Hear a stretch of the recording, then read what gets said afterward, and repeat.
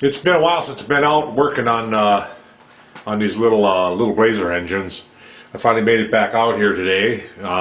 It's Friday, so I only work half a days on Friday. Pretty soon I'll be able to work on it continually because March 30th, and which is, well, actually it's going to be March 29th. I go into retirement, so that means more shop time at home. I'll be able to work on things and maybe get these motors built a little quicker. But anyway, I just turned up some plugs for inside the cylinders. The plans that I have that came out of one of the books that I ordered. Anyway, it states not to clamp them too hard when you're milling the top fins. And I thought, well, since I'm going to make a piston for it anyway, I just made a real nice snug plug to put in there, which will become the piston after I get done. But now I can clamp it as hard as I want. I don't usually clamp things real hard anyway in my vise. I don't like doing that because if you have to clamp it real hard, then you're not clamping it correctly. But anyway, I'm going to go over here. I'm setting up to cut the fins across the top of the head, and I got a wheel cutter in there, and I'm going to probably switch cameras. That other camera, this little camera, it's like a GoPro knockoff. That's what I've been using. I haven't used the camera that you're watching right now. I haven't used that in quite some time, and it's been sitting on the shelf. So I'm going to go back to this on the machines, and then this one here I'll probably come back after we're done on the machine. But I'm going to switch cameras, so we'll catch you on the flip side on the other camera. Okay, I got you on the other camera now. What I've got here, I've just got a slitting saw or a wheel cutter, and it's I believe it was 62 thou wide, and I'm going to take my part.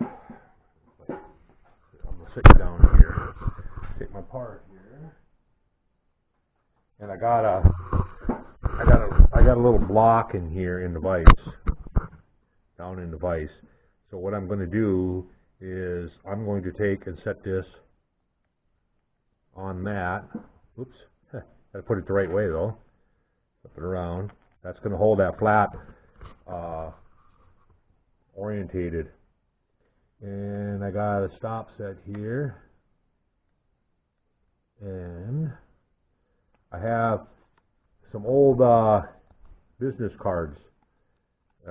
They're my old business cards that I use for work. I'm gonna get some use out of them. And put that in there, and put this over here. That's gonna cushion it.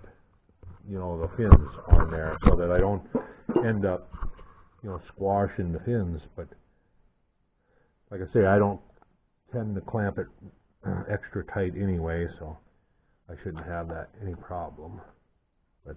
Make sure that it's down on this block. Underneath, yeah, it looks like it's fine. And we'll just tighten it up, snug it up.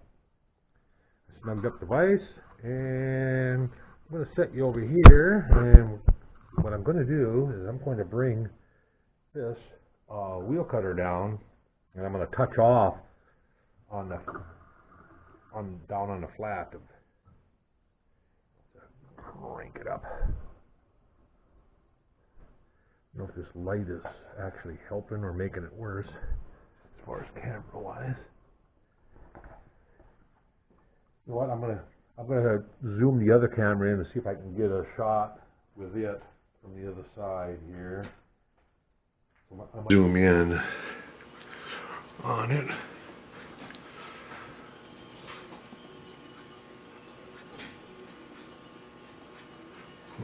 Okay. Alright, move stuff out of the way here. I'm gonna switch it around over here.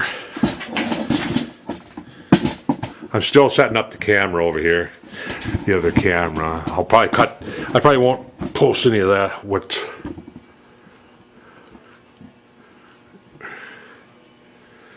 Okay, why focus?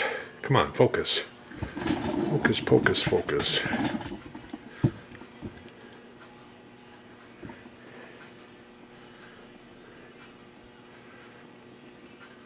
Okay, all right, I got the other camera set up over here. There's a camera set up over there, and I got the camera over here. And I'm going to crank this in underneath on the flat of that cylinder now. So, and I'm going to just take and work that back and forth until it just touches. And if you watched any of my other videos, I took a phone book and I cut it in half, and I hung them on the machines because I use the phone book paper for like a feeler gauge, so that when I'm doing this touch-off stuff like this, I can actually put a piece of paper in there, and then I can actually touch off with that in there. Maybe. I'm cranking it up instead of cranking it down.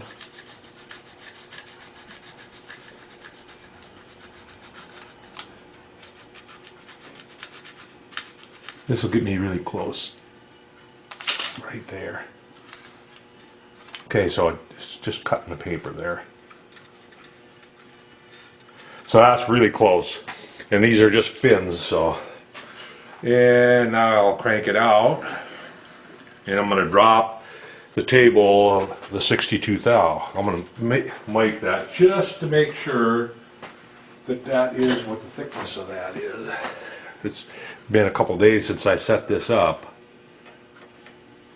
Since I started setting this up. So I'm not sure anymore. Yep. It's a 62, so I'm going to drop it down 62 thou. So I'll zero out my knee here, the dial, and drop it 62. So I'll just go around to 100 and then back. Okay, so it should be at 42. That's where we're at. And if I remember, they're 56. I gotta look at the instructions here again.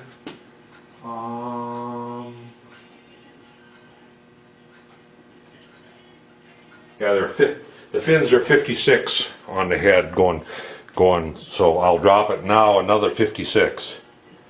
So 56. Okay. If we're ready to cut across on that first fin. And the depth of the cut. The depth of that cut is an 1/8 inch, 125. So I will shift into low here. Actually, on this aluminum, I think I'll leave it in high. See what we got here. Yeah, that'll work. And now I'll crank it in here until I touch. We want to go an 1/8 inch, so just going to touch it. I'm touching off. Whoa, that's a little bit of a heavy touch. Try it again. Okay. So we want to go in 125. So crank it in 125. 125. There's 125.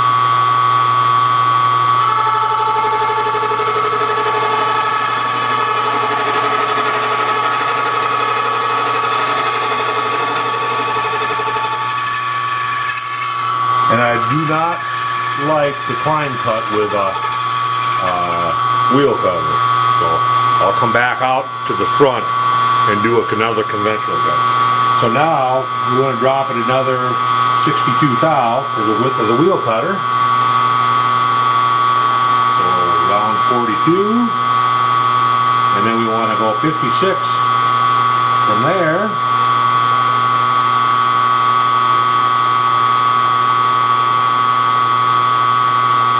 56, and then cut the next one.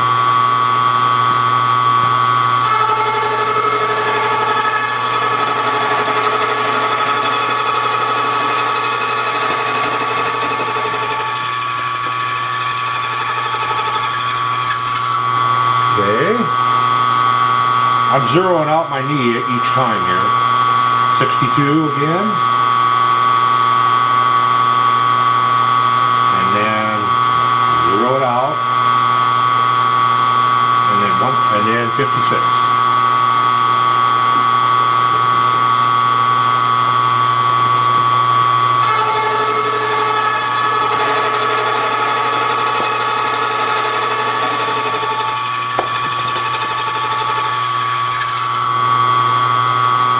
Then zero it out, 62. Zero it out, 56.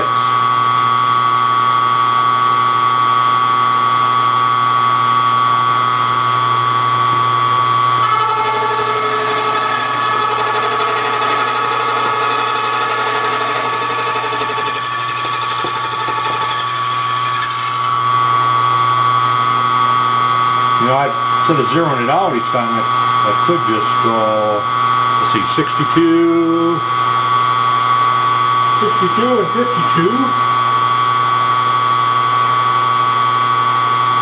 is, no, 56. 62 and 56 would be 118 thousandths. That way I don't have to just zero it out 2 times, 118 thousandths. There's 100, 10, 15, 18. Does that look right? Yes, it does.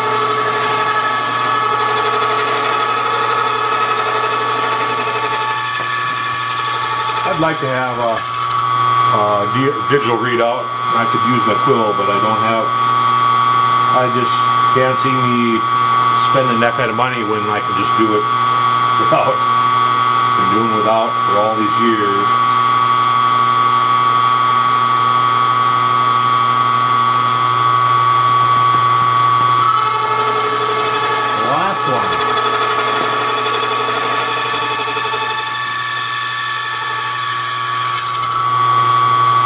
Okay, take it out of there, take a look,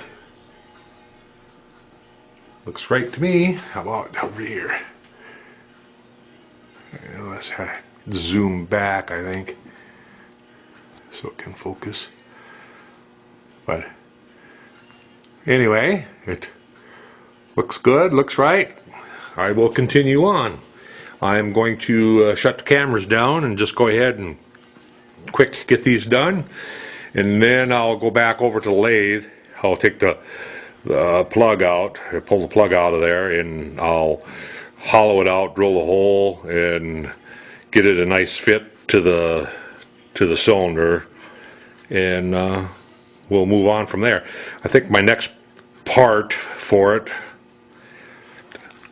when I finish this, I think the next part I'm going to make will be the crank disc with the cam lobe on it. I'll probably set up my NC to do that. I haven't used my NC for quite some time, and I kind of like playing with that, so I think I'm going to go ahead and use that. But anyway, that's the fins. I'll come back when I move on to something else. Catch you later. Okay, got them all 4 done. Actually, I got 5 of them because I have 1 extra cylinder. I I basically made a practice one, and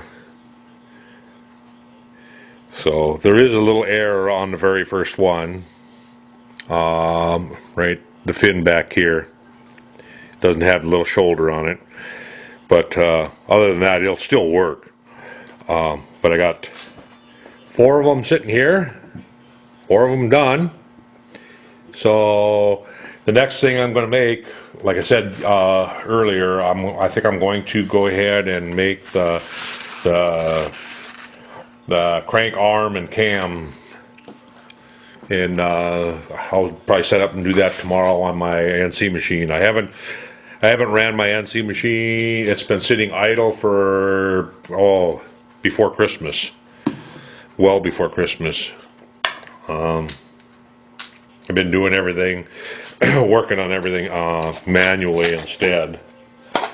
You know, cranking the crank instead. So, and these here blocks are what I use for cutting the angles. I used protractor and I used a protractor and set it up at the angle and cut it, and I used that to end up cutting my frame and stuff. So anyway, I think that's going to be it for today anyway. And then tomorrow when I come out and set up the NC, I'll probably video all that. The only thing I'm going to do before I quit for the day is go clean up my mess here. I have a mess here and I have a mess over on the lathe, so I'm going to take and vacuum the chips up and tear down the cutter, or the wheel cutter, the slitting saw. It's not really, this isn't really a slitting saw, that's actually a wheel cutter. This is more of a slitting saw. But anyway, that's going to be it. We'll have to go in and eat supper, and I'll probably dink around and write a little program for that cam arm thing. Why can I never remember? Arm. Well, it's basically the crank for it. You know, crank disc with a cam on it. Anyway, I have it all modeled up, so I'll just grab the model and I'll program to the model, and I haven't quite figured out how I'm gonna hold that yet. I'll have to think about that. I might have to make a little prep part first. I'm thinking maybe a square block to encompass the throw arm, and then step it down on the other side for the cam, and that way I can grip on the cam side of it, and then cut the profile of that, drill the holes, and then flip it over and locate on a fixture. I'll have to build a fixture for it, and a little fixture to load it on a pin and clock it, and then I'll be able to clamp on the disc, or the throw part of the disc. Anyway, I'll explain it all when I start. Like I say, I haven't got it all clear up here yet, how I'm going to do it, but I'll figure it out one way or another. So, oh, and again, like I was saying, I hee-hawed around about retiring, and I'm actually working. I actually worked a year longer than what I was originally planning on doing. I was going to retire last year, but this time it's going to be for real.